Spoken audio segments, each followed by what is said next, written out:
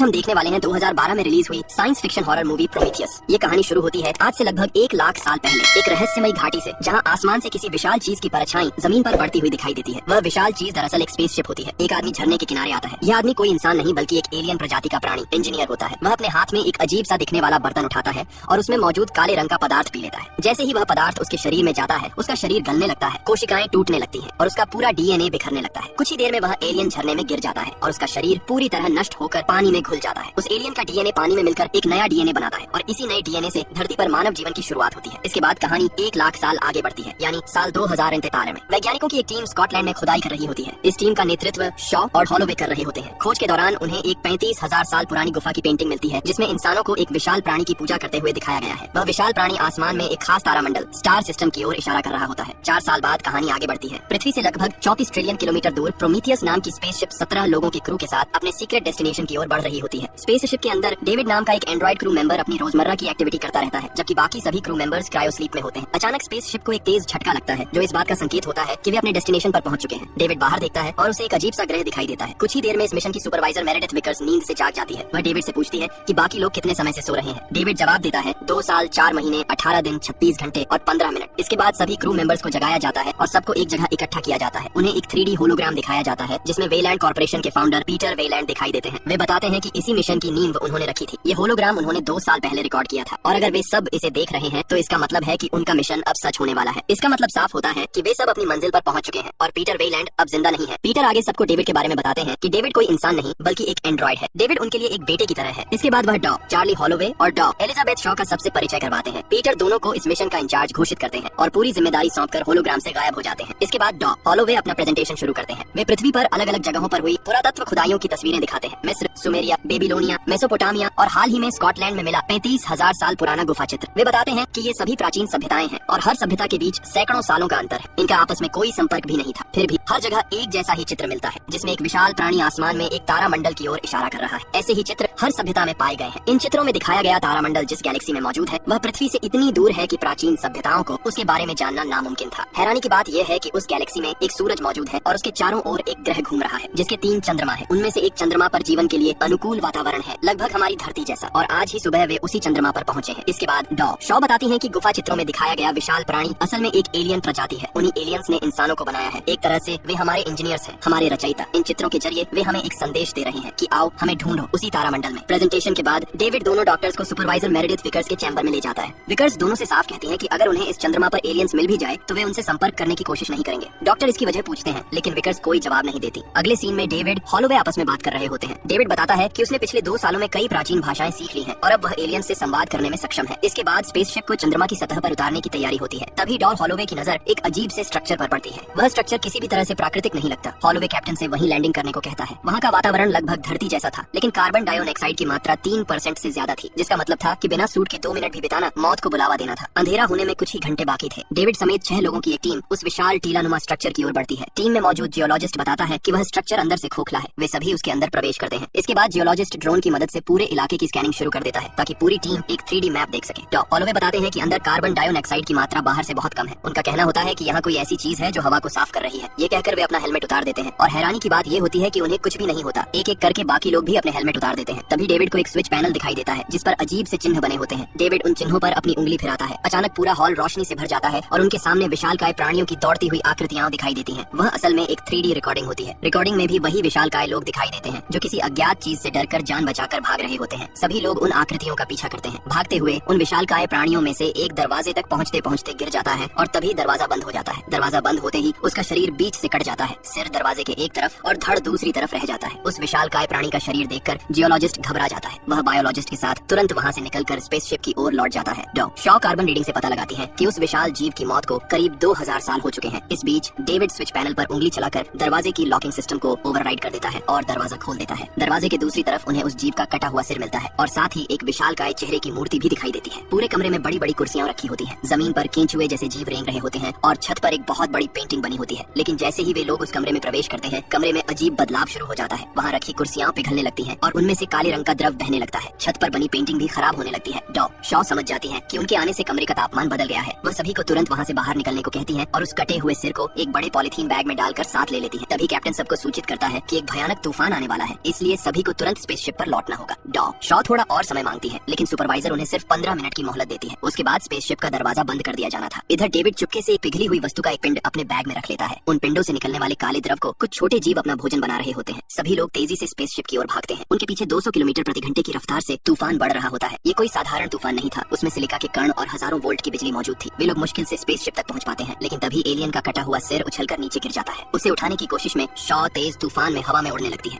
Holloway उन्हें बचाने की कोशिश करते हैं, लेकिन असफल रहते हैं। तभी डेविड आगे बढ़कर दोनों की जान बचा लेता है। स्पेसशिप पर लौटने के बाद उन्हें पता चलता है कि बायोलॉजिस्ट और जियोलॉजिस्ट वापस नहीं आए हैं। असल में वे दोनों उसी स्ट्रक्चर के अंदर रास्ता भटक गए होते हैं। कैप्टन उन्हें मैसेज करता है कि तूफान की वजह से उन्हें रात वहीं उसी स्ट्रक्चर में गुजारनी होगी। उधर स्ट्रक्चर के अंदर दोनों को एलियंस की लाशों का ढेर मिलता है। ये सभी लाशें लगभग 2000 साल पुरानी होती हैं। इधर स्पेसशिप पर डॉक्टर्स उस एलियन के सिर का एनालिसिस करते हैं। जांच में पता चलता है कि जिसे वे सिर समझ रहे थे वह असल में सिर्फ एक हेलमेट है। एलियन का असली सिर तो हेलमेट के अंदर होता है। जब वे उसके सिर की गहराई से जांच करते हैं तो पता चलता है कि वह किसी खतरनाक वायरस से संक्रमित था। उस वायरस के बारे में और जानने के लिए वे उसे सक्रिय करते हैं, लेकिन इससे पहले कि वे कुछ और समझ पाते, इन्फेक्शन के कारण वह सिर अचानक जोरदार हरकत करता है। एलियन के डीएनए की जांच के बाद एक चौंकाने वाली सच्चाई सामने आती है। उसका डीएनए इंसानों के डीएनए से पूरी तरह मेल खाता है। इससे साफ हो जाता है कि यही एलियंस हमारे पूर्वज हैं। यही वे इंजीनियर्स हैं जिन्हें ढूंढने के लिए वे यहाँ आए थे। उधर डेविड चुपचाप अपने साथ लाए गए पिंड को खोलता है और उसमें से थोड़ा सा काला सैंपल निकाल लेता है। फिर वह सैंपल चुपके से हॉलोवे के ड्रिंक में मिला देता है। इस बात से अनजान हॉलोवे वह ड्रिंक पी लेते हैं। इसके बाद हॉलोवे जाकर शॉ से मिलता है। शॉ उसे बताती है कि इंसान दरअसल उन्हीं एलियन इंजीनियर्स की संतान है, लेकिन बच्चों का जिक्र सुनते ही डॉन शॉ भावुक हो जाती है, क्योंकि एक मेडिकल कंडीशन की वजह से वह कभी मां नहीं बन सकती थी। हॉलोवे उसे समझाने की कोशिश करता है और उसी भावनात्मक पल में दोनों के बीच शारीरिक संबंध बन जाते हैं। उधर बायोलॉजिस्ट और जियोलॉजिस्ट भटकते भटकते फिर उसी कमरे में पहुंच जाते हैं जहाँ पिघले हुए पिंडों से निकला काला द्रव्य पूरे कमरे में फैल चुका होता है। अचानक उन्हें उस द्रव्य में सांप जैसे 2 जीव दिखाई देते हैं। असल में ये वही केंचुए होते हैं जो काले द्रव्य के संपर्क में आकर भयानक जीवों में बदल चुके होते हैं। बायोलॉजिस्ट एक केंचुए के पास जाकर उसे छूने की कोशिश करता है, लेकिन तभी वह जीव उस पर हमला कर देता है और उसका हाथ तोड़ देता है। जियोलॉजिस्ट उस जीव को काट देता है, लेकिन उसके एसिड जैसे खून से वह बुरी तरह जल जाता है। वह जीव उसी जगह से दोबारा उग आता है और बायोलॉजिस्ट के सूट के अंदर घुस जाता है। इन केंचुए जैसे जीवों की वजह से दोनों की बहुत दर्दनाक मौत हो जाती है। इधर स्पेसशिप में हॉलोवे की तबीयत बिगड़ने लगती है। उसे अपनी आंख के अंदर एक छोटा सा जीव हिलता हुआ दिखाई देता है। तूफान अब थम चुका होता है, लेकिन बायोलॉजिस्ट और जियोलॉजिस्ट स्पेसशिप से भेजे गए किसी भी मैसेज का जवाब नहीं दे रहे होते। इसलिए कैप्टन अपने दल के साथ रात में ही उन्हें खोजने निकल पड़ता है। वे लोग उस स्ट्रक्चर के अंदर पहुंचकर दोनों की तलाश शुरू करते हैं। दूसरी तरफ डेविड अकेले ही स्ट्रक्चर के दूसरे हिस्से में चला जाता है। वहाँ उसे एक गुप्त कमरा मिलता है जिसके चारों तरफ हजारों पिंड जैसे कंटेनर रखे होते हैं। सुपरवाइजर ये सब डेविड के सूट में लगे कैमरे के जरिए देख रही होती है। फिर डेविड को एक और कमरा दिखाई देता है। उस कमरे में प्रवेश करते ही वह अपना कैमरा बंद कर देता है। यह कमरा असल में इंजीनियर्स का स्लीपिंग चैम्बर होता है। इधर कैप्टन और उसकी टीम को बायोलॉजिस्ट की लाश मिल जाती है,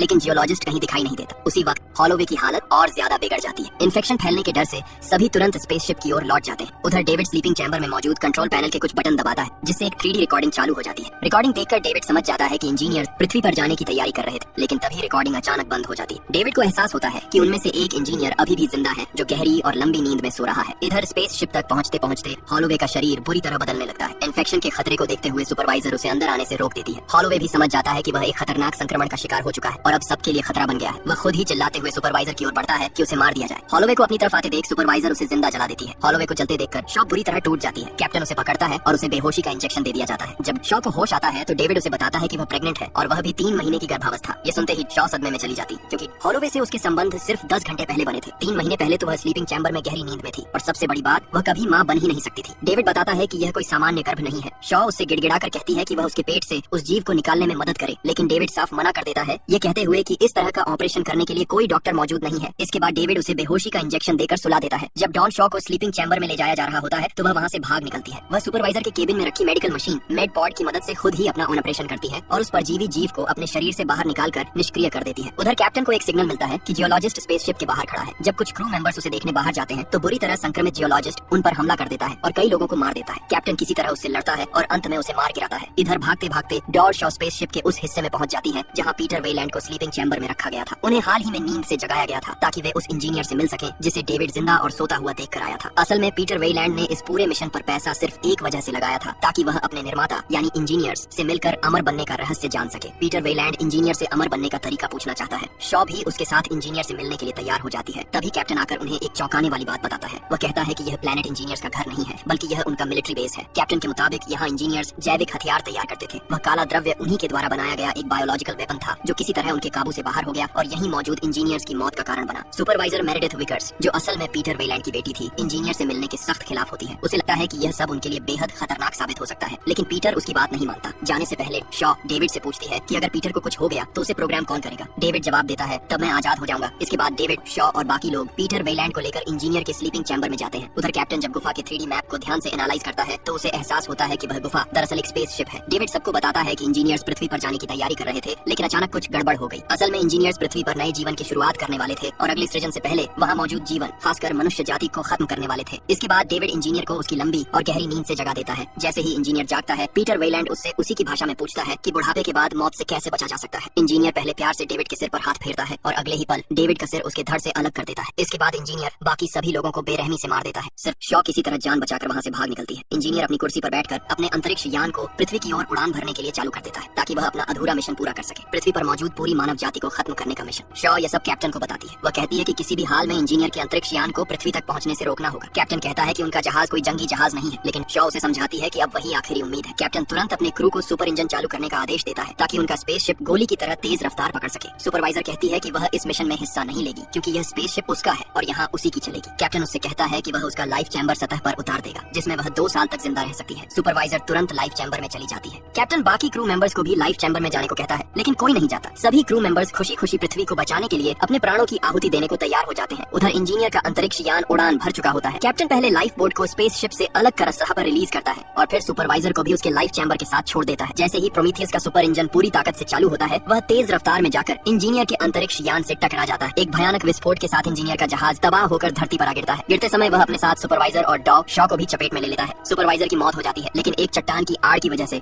शॉ बच जाती। उसके ऑक्सीजन सिलेंडर में सिर्फ 2 मिनट की ऑक्सीजन बची होती है। ऑक्सीजन लेने के लिए वह कैप्टन द्वारा छोड़ी गई लाइफ बोट की ओर जाती है। वहाँ उसे एक भयानक परजीवी जीव दिखाई देता है। वह तुरंत पहचान जाती है कि यह वही ऑक्टोपस जैसा जीव है जो उसने अपने पेट से निकाला था। वह जीव मरा नहीं था, बल्कि अब और भी बड़ा हो चुका था। तभी वायरलेस रेडियो पर डेविड की आवाज सुनाई देती है। वह बताता है कि इंजीनियर उसे मारने आ रहा है। अचानक इंजीनियर डॉ शॉ पर हमला कर देता है। डॉ शॉ तुरंत ऑक्टोपस वाले केज का दरवाजा खोल देती है। वह विशाल जीव इंजीनियर पर हमला कर देता है। इंजीनियर और उस जीव की लड़ाई के बीच से डॉ शॉ जान बचाकर भाग निकलती है। थकी और टूटी हुई डॉ हॉलोवे को याद करके रोने लगती है। तभी डेविड की आवाज फिर से रेडियो पर आती है। डेविड उससे मदद मांगता है। डॉ शॉ पूछती है कि वह उसकी मदद क्यों करे। डेविड बताता है कि वहाँ और भी कई एलियन स्पेसशिप मौजूद हैं और उन्हें उड़ाना सिर्फ वही जानता है। शॉ उसकी मदद के लिए मान जाती है। डेविड कहता है कि अगर वे किसी नए एलियन स्पेसशिप तक पहुंच गए तो पृथ्वी पर लौटने का रास्ता आसान हो जाएगा, लेकिन शॉ कहती है कि वह पृथ्वी पर वापस नहीं जाना चाहती। वह वहाँ जाना चाहती है जहाँ से इंजीनियर्स आए थे। डेविड वजह पूछता है। शॉ कहती है, पहले उन्होंने हमें बनाया, फिर हमें मारना चाहा। मैं जानना चाहती हूँ कि आखिर क्यों। डॉ शॉ पृथ्वी पर एक अंतिम मैसेज भेजती है कि प्रोमीथियस स्पेसशिप और उसका पूरा क्रू खत्म हो चुका है और जो भी यह संदेश सुन रहा है वह कभी भी इस चंद्रमा पर आने की कोशिश न करे, क्योंकि यहाँ अब सिर्फ मौत है। इसके बाद डेविड और डॉ शॉ उस ग्रह की ओर उड़ान भरते हैं जहाँ से इंजीनियर्स आए थे। आखिरी सीन में लाइफ बोट के अंदर इंजीनियर की छाती फाड़कर एक नया एलियन जन्म लेता है। वह एक भयानक चीख के साथ दहाड़ता है और यहीं पर यह मूवी समाप्त हो जाती है।